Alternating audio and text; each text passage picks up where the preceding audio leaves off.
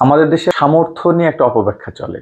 যে অপব্যাখ্যার কারণে বা যে ভুল বুঝার কারণে হাজার হাজার ছেলে নিজেদেরকে সামর্থ্যবান মনে করে না, বিধায় বিবাহ করে না। হাজার হাজার পরিবার তার ছেলের এখন সামর্থ্য নাই, এই জন্য বিবাহ দেয় না। তো ফলে কি হচ্ছে, যারা সামর্থ্য নাই বলে বিবাহ করছে না, তারা কিন্তু যৌবনের গুনাহ থেকে বেঁচে থাকেনি। কেউ প্রেম করে গার্লফ্রেন্ডের সাথে জেনা করতেছে, কেউ পরকিয়া করে অন্যের স্ত্রীর সাথে জেনা করতেছে, কেউ কেউ তো টাকা দিয়ে 200, 300, 500 এই টাকা দিয়ে যে সে জেনা করতেছে। তো আমরা যাদেরকে সামর্থ্য নাই, বিবাহ করার জন্য সামর্থ্য জরুরি, বা সামর্থ্যর দিকে তাকায় আমরা নিজেদের মেয়েদেরকেও কাউকে দেই না, ঠিক আছে, অথচ দেখা যায় যে এই ছেলে মেয়েরা এটার উপর ভিত্তি করে তারা গুনাহে লিপ্ত হচ্ছে। অথচ ইসলামে যে সামর্থ্যের কথা বলা হয়েছে সেটা ওটা না যেটা আমরা এখন ব্যাখ্যা করি, যেই ভাষায় আমরা ব্যাখ্যা করি। যেমন হাদিসের মধ্যে বলা হয়েছে, নবী করিম সাল্লাল্লাহু আলাইহি ওয়াসাল্লাম বলেন, মানিস্তাতা মিনকুমুল বাআতা ফালইয়াতাযাওয়াজ। হাদিসের উসলুবটা বুঝেন, মানিস্তাতা মিনকুমুল বাআতা ফালইয়াতাযাওয়াজ। আল্লাহ রাসূল যুবকদেরকে ডেকে বলতেছেন, ইয়া মাশারা শাবাব, হে যুবকেরা, মানিস্তাতা মিনকুমুল বাআতা, তোমাদের যাদের মধ্যে বাআতের সামর্থ্য আছে। বাআত বলতে দুটা জিনিস বোঝানো হয়েছে, একটা হলো মোহর দেওয়া, আর একটা হলো স্ত্রীকে চালানোর জন্য যেই নফকা এবং শুকনা লাগে। তো তোমাদের মধ্যে যে এই দুইটার সামর্থ্য রাখে সে দ্রুত বিবাহ করো, আর যার এটা সামর্থ্য নাই সে রোজা রাখো। দুইটা বিষয় আলোচনা করব। একটা হলো সামর্থ্য বলতে ইসলামে কি বুঝিয়েছে, যেই সামর্থ্যের উপর ভিত্তি করে বিবাহ করা যায় বা বিবাহ দেওয়া যায়। আর যাদের সামর্থ্য নাই তাদের জন্য ইসলাম কি শুধু রোজার কথাই বলেছে, নাকি তাদেরও সমাধান দিয়েছে? বলেন তো, সমাজের কয়টা ছেলে গুনাহ থেকে বাঁচার জন্য রোজা রাখে? মাদ্রাসার কয়টা তালেবে ইলম গুনাহ থেকে বাঁচার জন্য রোজা রাখে? সমাজের কয়টা নারী গুনাহ থেকে বাঁচার জন্য রোজা রাখে? তো এই সামর্থ্যের যে কথাটা আমাদের দেশে স্বাভাবিক এটা বোঝানো হয় কি, যে তোমার এখন রানিং কয় টাকা ইনকাম আছে, তোমার রানিং বাসা আছে কিনা, তোমার অনেকেই তো দেখা যায় সামর্থ্য বলতে বোঝায় নিজের বাড়ি আছে কিনা, বা তোমার কত টাকা এখন অ্যাবিলিটি আছে। ইসলামে কিন্তু আসলে সামর্থ্য বলতে এটা বোঝায়নি। যেমন দেখেন, নবী করিম সাল্লাল্লাহু আলাইহি ওয়াসাল্লাম, এক নারী আসছে, ইয়া রাসূলুল্লাহ আমাকে বিবাহ দিয়ে দিন। এক সাহাবা বলছে, ইয়া রাসূলুল্লাহ আমি তৈয়ার আছি। আপনার সকলেই জানেন এরকম অনেকগুলো হাদিস আছে যে তোমার কি আছে, ইয়া রাসূলুল্লাহ লা মাজিদু ইল্লা ইজারি, এই লুঙ্গি ছাড়া কিছুই নাই।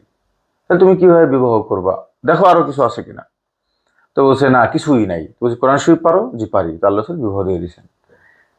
কোন সামর্থ্যের উপর ভিত্তি করে? আমরা যে ব্যাখ্যা সামর্থ্য বলি, তা আল্লাহ রসুল যদি ওই সামর্থ্যটাই বুঝাইতেন তাহলে কি আল্লাহ রসুল নিজে বিবাহ দিতেন সামর্থ্যান ছেলের কাছে? হযরত আলী রাদিয়াল্লাহু তাআলার কাছে আল্লাহ রসুল নিজে মেয়ে দিচ্ছেন, এবং দেওয়ার পরে কি বলতেছেন, তোমাকে আমি পৃথিবীর উত্তম পুরুষের কাছে দিয়ে গেলাম। অথচ তার সামর্থ্য কতটুকু? একটা ঢাল ছাড়া কিছুই নাই বাড়িতে। রসুল সাল্লাল্লাহু আলাইহি ওয়াসাল্লাম সেই ঢাল বিক্রয় করে তার বাড়ির সামানা কিনেছেন। তাহলে রসুল সাল্লাল্লাহু আলাইহি ওয়াসাল্লাম এখানে কোন সামর্থ্য বুঝিয়েছেন? অথচ ওইদিকে হাদিসে আছে, যাদের সামর্থ্য আছে তারা বিবাহ করো। সাহাবা ইকরাম দিদিকে আমরা তাদের গরিবতার গল্প শুনি, আবু হুরায়রা গরিবতার গল্প শুনি। তাহলে আমরা যে সামর্থ্যের কথা বলে ছেলেদেরকে বিবাহতে আটকিয়ে রাখছি, এটা ওই সামর্থ্য না যেটা নবী ইসলাম বুঝাতে চাইছেন। সামর্থ্যর কোন ব্যাপারটা কি? সেটা হলো, এখানে সামর্থ্যের কয়েকটা অর্থ আছে। এক নম্বর হলো, যদি কোনো যুবক এতটুকু হিম্মত করে বা তার পরিবেশ এমন যে সে একটা স্ত্রীকে বিবাহ করলে তাকে একটা নিরাপদ ঘর দিতে পারবে, চাই সেটা নিজের মালিকানা হোক অথবা সেটা বাসা ভাড়ায় হোক, এবং তার খাবার দাবার টুকটাক যে খরচ সেটা দিতে পারবে, এতটুকু সামর্থ্য যেই ছেলের আছে, যে তার ভিতরে এতটুকু করার মতন যোগ্যতা তার আছে, সেই বিবাহ করতে পারবে। যেমন ধর, একজন ছেলে এখন কোনো চাকরি বাকরি কিছু করে না, কিন্তু তার ভিতরে যে যোগ্যতা আছে, সে ভ্যান চালাতে পারবে, সে অটো ভ্যান চালাতে পারবে, সে একটা ব্যবসা করতে পারবে, একটা ভাটায় যায় ইটে কাজ করলেও প্রতিদিন 900 টাকা পাবে, কিন্তু সে এখন কিছুই করে না। কিন্তু সে যদি এখন বিবাহ করে, সে কিন্তু অবশ্যই কালকে থেকে স্ত্রীর জন্য কি করবে, ব্যবস্থা করবে। তো যদি কোনো ব্যক্তির মধ্যে এতটুকু যোগ্যতা থাকে, মানিস্তাতা মিনকুমুল বাআতা, অর্থ এটা না যে ইসতাতাআত বিল ফাইল, এখনই তার একটা বাড়ি আছে, এখনই তার 30,000 টাকা ইনকাম আছে, এটা জরুরি না। বাস যদি তোমার কাছে মনে হয় যে তুমি একটা বিবাহ করলে একজন নারীর দায়িত্ব নিতে পারবা, তাকে খরচ চালাতে পারবা, তাহলে তুমি বিবাহ করো।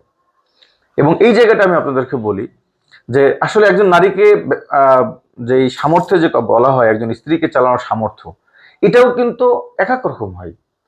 যেমন আপনি কোন ধরনের নারী বিবাহ করবেন, বা আপনার তকদিরে যেই ধরনের নারী আসবে, আপনার সামর্থ্য জায়গাটা তেমন হবে। যদি একেবারেই গরিব ঘরে একটা মেয়ে, সে একটা মাদ্রাসায় পড়তো, তার মাসে 3,000 টাকা খরচ হয়, এটা গরিব ঘরের মেয়ে, তার তেমন বেশি চাহিদা নাই, সে বাড়িতেও তার বাবা 20,000 টাকা কামাই করে 4 মেয়ে পালতেছে, তার মানে কি সে একটা খুবই গরিব ঘরের মেয়ে।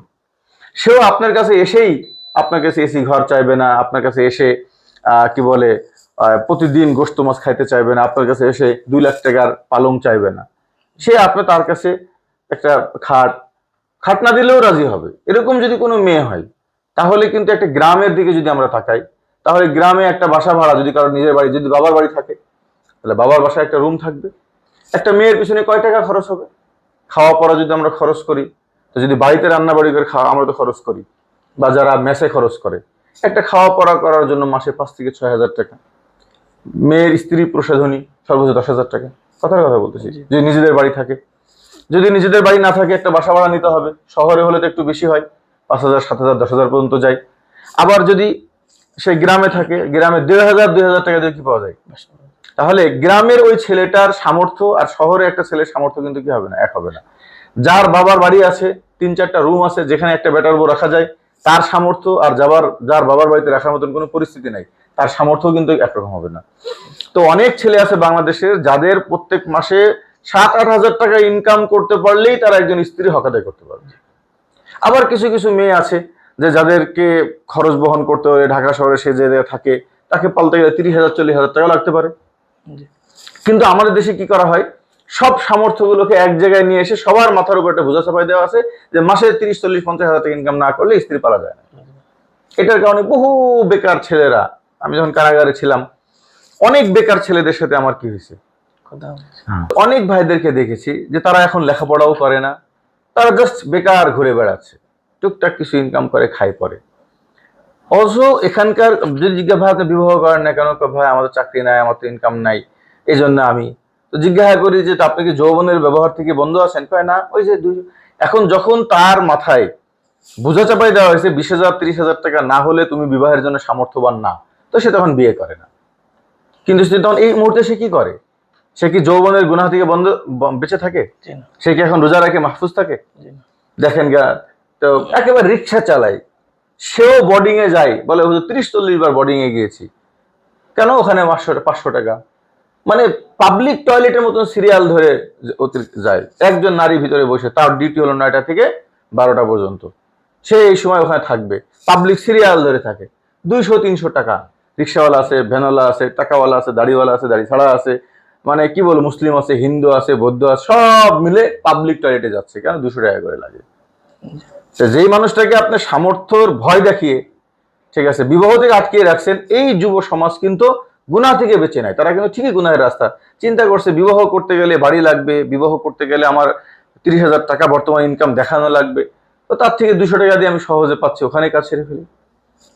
তো এই জন্য এখানে সামর্থ্য যে কথাটা বলবো, আসলে সামর্থ্য যারা আমাদেরকে শুনছেন তাদেরকেও বিশেষভাবে বলবো যে সামর্থ্য বলতে কি বুঝায়। একটা মৌলিক কথা, যে যেই ছেলের বিবাহ করার পর এতটুকু হিম্মত আছে, তার যোগ্যতা আছে, যে সে কি করতে পারবে, একটা মেয়েকে ঘর দিতে পারবে, একটা মেয়েকে। আবার সবসময় যে এটা জরুরি এমন না, মানিস্তাত আমিনকুমুল বাত, আর এখানে 3টা অর্থ। একটা অর্থ হলো যে বললাম প্রথমটা, যে আপনি যেই নারীকে বিবাহ করতে চাচ্ছেন বা যেই নারী আপনার সাথে বিবাহ করতে রাজি, তার চাহিদা যতটুকু, সেই পরিমাণ চাহিদা পূরণ করতে পারলেই আপনি তার ব্যাপারে সামর্থ্যবান।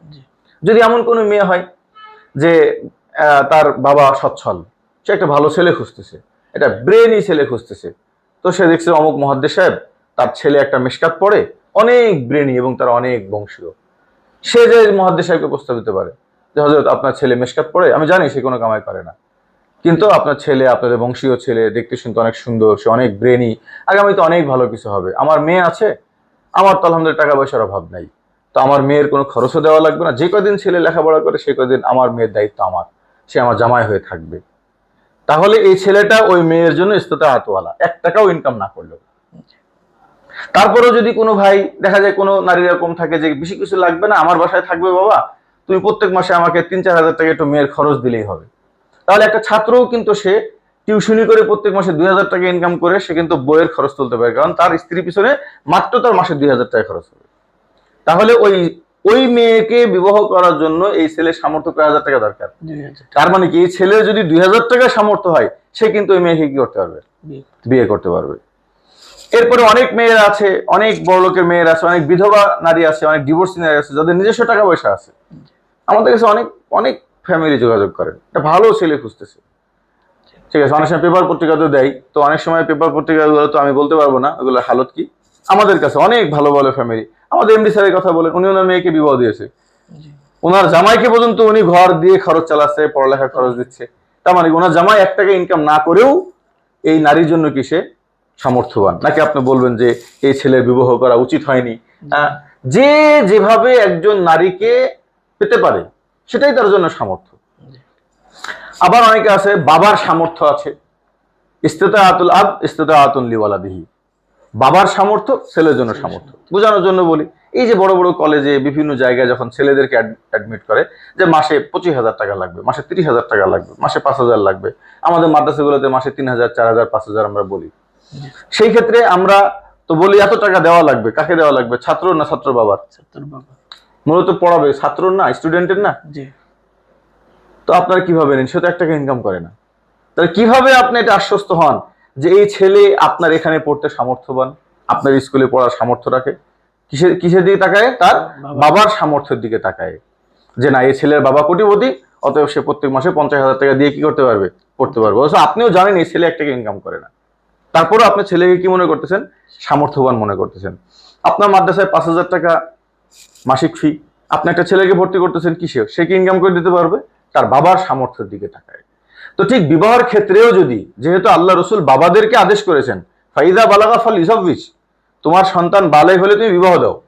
কোনো বাবা যদি সে তার সামর্থ্যের উপর ভিত্তি করে নিজের ছেলেকে বিবাহ দিতে চায় এবং সে যদি মনে করে যে আমার এই ছেলেকে বিবাহ দিলে তার পিছনে আমার আরো 10,000 টাকা খরচ হবে, আরো 20,000 টাকা খরচ হবে, আর সেই বাবা যদি আশ্বস্ততা দেয় যে না হ্যাঁ আমি এই খরচটা করতে পারবো, আমার একটু সামর্থ্য আছে, এবং যেহেতু আল্লাহ রসুলের আদেশ আছে আমি আমার সন্তানের টাকার পড়ার জন্য যেরকম 25,000 টাকা খরচ করি, আমি তার স্ত্রী পালার জন্য আরো 20,000 টাকা খরচ করবো। যদি কোনো বাবা এমন সামর্থ্যবান হয় তাহলে ওই ছেলেরাও কিন্তু বিবাহের জন্য কি সামর্থ্যবান। কিন্তু এই সমাজ ওই ছেলের ব্যাপারে পড়ালেখার ক্ষেত্রে কিন্তু বলে না তার সামর্থ্য নাই, তাকে কিন্তু ঠিকই লাখ লাখ টাকা ভর্তি করে নিচ্ছে। যখনই বিয়ের কথা আসবে তখনই বলবে এই ছেলে তো নিজে ইনকাম করে না, সেটা সামর্থ্যবান না। ইস্তিতাআতুল আব ইস্তিতাআতুন লিওয়ালাদিহি, বাবার ইস্তিতাআত বিভিন্ন জায়গায় সন্তানের সামর্থ্য হিসেবে কি হয়, ধর্তব্য হয়। বুঝতে পারছেন? তাহলে যে সমস্ত ছেলেদের বাবারা বড় লোক, যে সমস্ত বাবাদের ছেলেরা মাসে 10 থেকে 20,000 টাকা এক্সট্রা খরচ করতে পারবে, তারা কিন্তু সকলেই সামর্থ্যবান, তারা সকলেই বিবাহ করার জন্য জরুরি, তাদের বাবারও জন্য জরুরি তাদেরকে বিবাহ দেওয়া। আর একটা হলো ইস্তিতাআত, তাহলে 1 নম্বর গেল কি, যে ইস্তিতাআত 1 নম্বর হলো যে যেই মেয়েকে সে বিবাহ করছে সেই মেয়ের সামর্থ্য কতটুকু প্রয়োজন, সেই প্রয়োজন অনুযায়ী সামর্থ্য নির্ধারণ হবে। 2 নম্বর হলো যদি কোনো সময় স্ত্রী সামর্থ্য লাগবেই না, বরং স্ত্রী উল্টা আরো খরচ দিবে, স্ত্রী পরিবার উল্টা খরচ দিবে, সেখানেও কিন্তু ওই ছেলে ওই নারীর জন্য কি সামর্থ্যবান, যদিও সে 1 টাকাও নিজে ইনকাম করে না। এরপরে দেখা গেল কারোর বাবা যদি, ঠিক আছে, সেক্ষেত্রে একটা ছেলে যদি মেয়ের চাহিদা কম 5,000 টাকা, তাহলে সে কিন্তু 5,000 টাকা চাকরি করে কিনা সামর্থ্যবান। কোনো মেয়ের চাহিদা আছে বাস শ্বশুর বাড়িতেই থাকবে, পড়ালেখা 2 বছর শ্বশুরেরা পালবে, সে শুধু আসা যাওয়া করলেই হবে, তাহলে সে একটা টিউশনি করে প্রত্যেক মাসে 3,000 টাকা ইনকাম করলে সেও কিন্তু স্ত্রীর জন্য কি সামর্থ্যবান।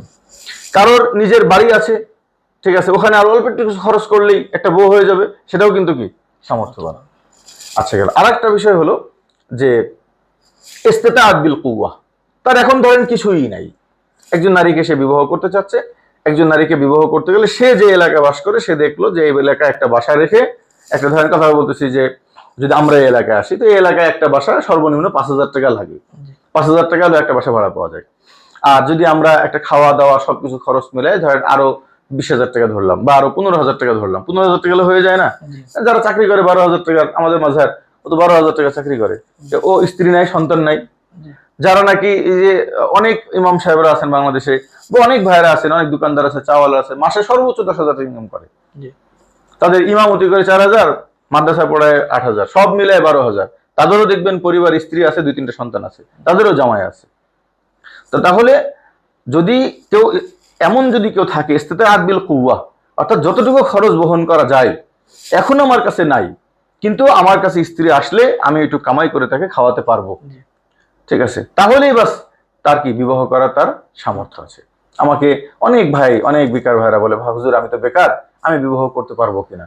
আলাম দেখেন, আপনার যদি হিম্মত থাকে যে না আপনি এখন বেকার আছেন, কিন্তু বিবাহ করলে আপনি খাটাখাটনি করে টাকা ইনকাম করতে পারবেন, তাহলেই আপনি সামর্থ্যবান, আপনি বিবাহ করবেন।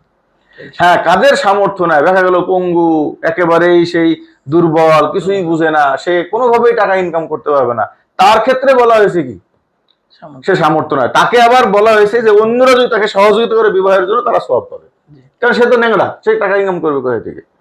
তো সে আপাতত রোজা রাখতে থাকবে। একজন মানুষ অন্ধ, টাকা ইনকাম করার কোনো সোর্স নাই, সে আপাতত রোজা রাখবে। ইসলাম অন্যদেরকে বলে যে তোমরা এই সমস্ত মানুষদেরকে বিবাহ করার জন্য কি করো, সহযোগিতা করো, তোমরা সওয়াব পাবা। এরপরেও যদি যে ব্যক্তি গরিব, যে ছেলেটা গরিব, আপাতত তার কোনো ইনকাম নাই, আল্লাহ তাআলা তাকে কি বলতেছে যে ওয়াইয়া কোন ফুকারা ইগনিহুমুল্লাহু মিন ফাজলি, তোমার যদি আপাতত তুমি গরিব থাকো, তোমার আপাতত কিছু নাই, বাস তুমি বিবাহ করো, আল্লাহ তাআলা বরকত দিবে, নিজের ফজলে তোমাকে ধনী বানাই দিবে। তার মানে কি, সামর্থ্যবানদেরকেও বিবাহ করার জন্য উদ্বুদ্ধ করতেছে, যাদের সামর্থ্য নাই তাদেরকেও সাহস যোগাচ্ছে যে তোমরা গরিবতার ভয়ে বিবাহকে কি করো না, বন্ধ করো না, বিবাহ করলে আল্লাহ তাআলা কি দিবে, বারাকা দিবে। আজকে আমাদের সমাজে এই সামর্থ্যের কথা বলে বিবাহ বন্ধ করা হয়। ঠিক আছে, না ওর সামর্থ্য নাই, সে কেন বিবাহ করবে? বিবাহের জন্য আগে সামর্থ্য জরুরি। এই যে বিবাহের জন্য সামর্থ্য জরুরি, এই কঠিন একটা মানে কেউ তকমা আমাদের যুব সমাজের উপর দেওয়ার কারণে কি হয়েছে, এখন এই যুব সমাজ 30 বছর, 35 বছর, 40 বছর হয়ে যাচ্ছে। অনেকে আছে যে বেকার ছেলে ঘুরে বেড়াচ্ছে। আপনি দেখেন পুরো ঢাকা শহরে কত বেকার ছেলে ঘুরে বেড়াচ্ছে। কেউ রাজধানী করতেছে, ডাকাতি করতেছে, বা কেউ কেউ ছোটখাটো অনেক কাজ করতেছে, কিন্তু এর আগে আমার ইনকাম নাই, ইনকাম আমাকে 40-50 হাজার টাকা ইনকাম করতে হবে, বাড়ি করতে হবে, নাহলে ভালো মেয়ে পাচ্ছি না। তো এরা কি করে তখন, সব পতিতাবৃত্তি করে। এই যে যুবক ছেলে পেলে যারা টেম্পু চালায়, এ চালায়, ও চালায়, বিয়ে করেনি, এরা সব পতিতা ব্যবহার করে। কেউ বন্ধ নেই, এমন না সব বুজুর্গ। কেউ ওদের মধ্যে যারা নাকি বিবাহ করছে, তারা আবার কি হয়ে গেছে, হেফাজত হয়ে গেছে। তো এই যারা নাকি এই গুনাহ থেকে, সে দেখতেছে তার বন্ধু 28 বছর বয়স, সেও জেনা করতেছে, তার সব বন্ধুরা জেনায় লিপ্ত হচ্ছে, সে নিজেও দেখতেছে যে আমি জেনায় লিপ্ত হয়ে যাব। তো নবী করিম সাল্লাল্লাহু আলাইহি ওয়াসাল্লাম বলেন যে কোনো ব্যক্তি যদি আন-নাকিহুল্লাযী ইউরিদুল আফাফ, যে সেই গুনাহগুলো বেঁচে থাকার জন্য সে বিবাহ করতে চায়, সে যদি গরিবও হয়, সালাসাতুন আলাল্লাহি আউনাহুম, আল্লাহ তাআলা তার সাহায্য করার জন্য নিজে জিম্মাদারি নিয়েছেন। তাহলে এখানে সামর্থ্যের কথা বলে বিবাহ থেকে ফিরে রাখা কোন যুক্তিই আসে না। আপনি যাদেরকে বিবাহ থেকে ফিরে রাখবেন, তো তুমি এখন বিবাহ করো না, তোমার সামর্থ্য নাই, বা বিবাহ করার জন্য সামর্থ্য জরুরি, তাহলে কোরআনের আয়াতের কি উপর কি আপনার ঈমান নাই যে তার সামর্থ্য না থাকলেও সে গরিব হলে আল্লাহ তাআলা কি করে দিবে, বড় লোক বানিয়ে দিবে? আবার সামর্থ্যের যে এত বিস্তৃত ব্যাখ্যা আছে। আপনি যে ছেলেটাকে বিয়ের জন্য নিষেধ করতেছেন, হতে তো পারে যে এই ছেলে এমন একটা মেয়েকে পাচ্ছে যে মেয়ের বাবা তাকে খরচ চালাবে, তাহলে আপনি কেন তাকে বলতেছেন তুমি বেকার ছেলে, বিয়ে করো না? বরঞ্চ তাকে অভয় দেন যে না, তুমি তালাশ করতে থাকো, তুমি এখন বালেগ হয়েছো। অনেক বাবা আছে নিজেরা সামর্থ্যবান না, আপনি এমন কোন মেয়ে খুঁজেন, তালাশ করেন যে মেয়েদের খরচ কম, গরিবের মেয়ে বিয়ে করেন, যেখানে 1 কেজি মিষ্টি নিয়ে গেলে তারা খুশি হয়ে যায়। আর আপনি এমন বাড়িতে বিবাহ করলেন যেখানে 1 ট্রাক পুরান ঢাকায় বিয়ে করছে, যেখানে 1 কাঠন নিয়ে যাওয়া লাগবে, না হলে শ্বশুর বাড়িতে খুশি হবে না। আপনি ওখানে বিবাহ করার দরকার নাই। আপনি এমন একটা গরিব ফ্যামিলিতে বিবাহ করেন, গরিব ফ্যামিলির মেয়েও স্ত্রী, নারী, পূর্ণ নারী, বড় লোকের মেয়েরাও কি পূর্ণ নারী। এই বড় লোক আর গরিবের যে নফকার ব্যাপার, এগুলো যার যার অনুযায়ী করবে। এই জন্য এই সামর্থ্যের অনেক অপব্যাখ্যা। সামর্থ্য মানে আমরা মনে করি যে বর্তমানে সে ছেলে চাকরি আছে, বর্তমানে সে ছেলে অনেকটা ইনকাম করে, সেই একমাত্র বিয়ের জন্য উপযুক্ত হয়েছে। এই জন্য দেখা যায় যে মেয়ের বাবারাও এইরকম ছেলে ছাড়া বিয়ে দেয় না। তো মাঝখানে কি হয়, যে ছেলেরা সামর্থ্য কম, বা সেই ছেলেরা লেখাপড়া করতেছে, বা লেখাপড়া শেষ, এখন নিজেরা চাকরি বাকরি খুঁজতেছে, বেকার ঘুরে বেড়াচ্ছে বছরকে বছর, এই ছেলেগুলোই সমাজের মধ্যে সব থেকে বেশি পর্নোগ্রাফিতে আসক্ত হয়, সব থেকে বেশি জেনা করে, এবং এরাই সব থেকে বেশি অন্যায় হয়ে টাকা খরচ করে। যাদের বিবাহ হয় তারা কিন্তু তুলনামূলক কি হয়ে যায়, কমে যায়। ঠিক এই সামর্থ্যের ব্যাপারটা দ্বিতীয়টাও ক্ষেত্রেও অনেকে মনে করে দ্বিতীয় বিয়ের জন্য সামর্থ্য কি, বা দ্বিতীয় বিয়ের জন্য সামর্থ্যের অর্থ এটাই, যেটা হলো কি প্রথম বিয়ে। আপনি দেখা গেল দ্বিতীয় স্ত্রী এমন পাইলেন যার পেছনে আপনার কোনো খরচ নেই। আমার এক বন্ধুর কথা বললাম না, দ্বিতীয় স্ত্রী বিবাহ করছে, সে এক মাদ্রাসার কি মহতামিমা, তার প্রত্যেক মাসে 20,000 টাকা ইনকাম। সে বলছে আমাকে কোনো খরচ দেওয়া লাগবে না, শুধু আমি আপনার স্ত্রী, আমি ইনকাম করতেছি। অনেকের স্ত্রীরা নিজেরা ব্যবসায়িক, লাখ লাখ টাকা আছে, বলে দিয়েছে যে আমার আপনাকে খরচ দেওয়া লাগবে না, বাস আমি আপনার স্ত্রী, দুজন বন্ধুর মতন থাকবো, সংসার করব। দ্বিতীয় বিয়ের ক্ষেত্রে হতে পারে একই রকম। আপনি দ্বিতীয় বিয়ের ক্ষেত্রে আপনার যদি সামর্থ্য নাও থাকে, আর আপনার কাছে যদি মনে হয় যে না আমার ইজ্জতের হেফাজতের জন্য, যৌবনের হেফাজতের জন্য দ্বিতীয় বিবাহ করব, অথবা যদি আপনার মনে হয় যে আমি অধিক সন্তান নেওয়ার জন্য দ্বিতীয় বিবাহ করব, অথবা যদি আপনার কাছে মনে হয় যে না আমি শক্তিশালী একটা মুসলিম পরিবার গঠন করার জন্য, অনেকগুলো সন্তান নেওয়ার জন্য আমি বিবাহ করব, যে কোনো সুরতে যদি আপনি বিবাহ করেন, যদি সামর্থ্য থাকে তো আলহামদুলিল্লাহ, যদি সামর্থ্য কমও থাকে দ্বিতীয় বিবাহ করলে আল্লাহ তাআলা আপনাকে বারাকা দিবে এবং সেই স্ত্রীর নফকা এবং সুকনা আপনার হাতে পৌঁছে যাবে। এই জন্য রিজিকের এখানে ভয়ে, রিজিকের ভয়ে, আমি সবসময় বলি যে রিজিকের ভয়ে কখনো সন্তান নেওয়া থেকে বিরত থাকতে হয় না, রিজিকের ভয়ে কখনো স্ত্রী বিবাহ করা থেকে কি হয় না, বিরত থাকতে হয় না। সন্তান নিলে আল্লাহ তাআলা বরকত দান করে, সন্তানের রিজিক সে নিয়েই আপনার ঘরে আসবে। ঠিক কোনো নারী আপনার ঘরে যখন আসবে সে বরকত নিয়েই আপনার ঘরে আসবে। আল্লাহ তাআলা আমাদেরকে যুব সমাজকে বোঝার তৌফিক দান করেন। বলেন, কোনো প্রশ্ন থাকলে বলতে পারেন। না, আমার কাছে এতদিন এরকম ছিল যে সামর্থ্য মানে হচ্ছে যে অনেক টাকা থাকতে হবে, আগে নিজের পায়ে দাঁড়াইতে হবে। আমাদের সমাজটা এরকম হয়ে গেছে যে বিয়ের জন্য কোনো আলোচনা করলে দেখা যায় এরকম মেয়ের বাবারা জিজ্ঞেস করে যে ছেলে কি করে, ছেলের বাড়ি ঘর আছে কিনা। তো আমি যখন বিয়ে করি তখন আমার চাকরি ছিল না। তো বিয়ে করার পরে যে বরকতটা হয় এটা আমি অনেকভাবেই বুঝতে পেরেছি। যখন বিয়ে করে তখন কোনো চাকরি বাকরি কোনো কিছু ছিল না। বিয়ে করার 2-3 দিন পরেই মানে একটা মাদ্রাসার নাজমা তালিমাত হিসেবে দায়িত্ব পালন, মাশাআল্লাহ, এর জন্য হয়ে গেছিল। জি জি, বহুত ভাইরা আছেন বাংলাদেশে যাদের বিবাহ করার পর থেকেই রিজিকের দুয়ার খুলে। আমি যখন বিবাহ করি তখন তো আমার কোনো চাকরি ছিল না, ব্যবসা ছিল, 1 টাকাও ছিল না। তখন আমাকে কিভাবে বিবাহ দিয়েছিল আমার শ্বশুর জিজ্ঞাসা করছে যে ছেলে তো কিছুই করে না, কয় না যে ছেলে যোগ্য আছে, ছেলে ইনশাআল্লাহ বিবাহ করলে আমার স্ত্রী হক আদায় করবে, এতটুকু আমার বিশ্বাস আছে, বাস বিবাহ দিয়ে দিছে। আমারও তারপর থেকে আলহামদুলিল্লাহ কোনোদিন স্ত্রী, আমার দ্বিতীয় তৃতীয় চতুর্থ বিবাহের সাথে একই রকম। আমি কখনো এরকম না যে অনেক টাকা পয়সা হয়েছে এই জন্য বিবাহ করছি। আল্লাহর উপর তাওয়াক্কুল করে শক্তিশালী মুসলিম পরিবার গঠন করব, এই সমাজের কুসংস্কার দূর করব, এই জন্য 4টা বিবাহ করবো। আল্লাহ আমি বলছি, আল্লাহ আমি গরিব মানুষ। একদিন আমার মাসলাও ভালো হয়ে গেছে যে দেখেন গরিবতার সাথে বিবাহের কোনো সম্পর্ক নাই। না হযরত আলী রাদিয়াল্লাহু আল্লাহ রাসূল কি দেখে বিবাহ দিলেন? হযরত ওমর রাদিয়াল্লাহু আনহু 4টা বিবাহ করছে, ওনার 4 স্ত্রী ছিল, এটা কি সবসময় খলিফা হওয়ার পরে না গরিবতার মধ্যেই ছিল?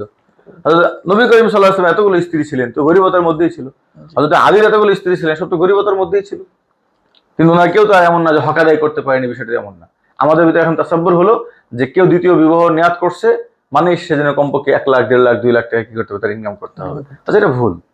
আপনি কোন কোন নারীকে বিবাহ করবেন? আমি তো বললাম না যে আমার অনেক ভাইরা আছে যারা এক স্ত্রীকে পরিচালনা করতে নিম্নে 60,000, আমার বন্ধুদের মধ্যে 60,000 70,000 80,000 টাকা লাগে। অনেক ভাই আছে, আমার এক বন্ধু আছে তার বাসা ভাড়ায় হলো 55,000 টাকা এক স্ত্রী, আর আমার 4 স্ত্রীর মিলে বাসা ভাড়া লাগে হলো 37,000 টাকা। দেখেন বরকত এখানেই যে আপনি সংসার আসলে কিভাবে করবেন, কোন মেয়েকে নিয়ে আপনি সংসার করবেন, সেই হিসাবে আপনার সামর্থ্যটাও কি হবে চেঞ্জ হবে, আপনার খরচের হারটাও কি হবে চেঞ্জ হবে। তো যদি আমরা এই সামর্থ্যের কথা বলে যদি মানুষকে বিবাহ থেকে ফিরায় রাখি তো মানুষ সামর্থ্যের ভাবে বিয়ে করবে না, পরে সস্তা কি করবে। দুধ যদি 20 টাকা দিয়ে কিনতে পাওয়া যায় তাহলে কি জন্য গোয়াল ঘর বানাতে যাবে। এই পরিবেশ তৈরি হয়েছে। আল্লাহ তাআলা আমাদের দেশের পরিবেশকে হেফাজত করুন। আমিন।